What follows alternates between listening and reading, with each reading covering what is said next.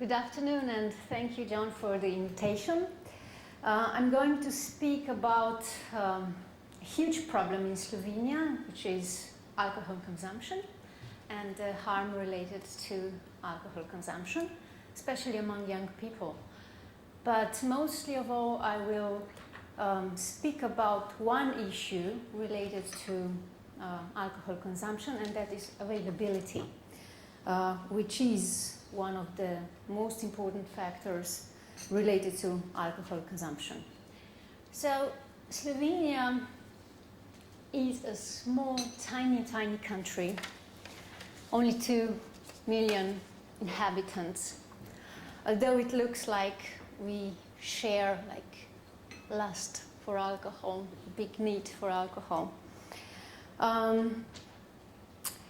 People in Slovenia sort of drink a lot. A good thing is that consumption of alcohol is in general decreasing steadily. The bad thing is that the alcohol consumption is steadily increasing among young people.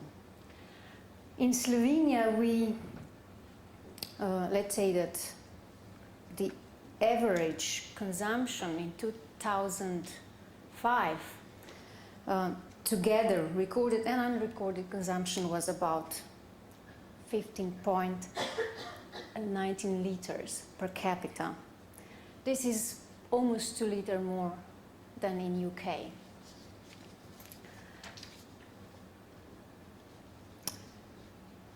In Slovenia, moderate drinking of alcohol is still perceived as socially, psychologically, and physically healthy.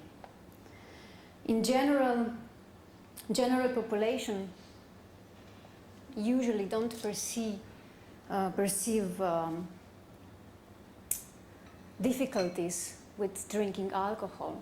Usually see only the good things, like how good they get socially, how good they feel when they drink. Usually they don't see the harm economically, socially, and personal if they're not directly involved in it.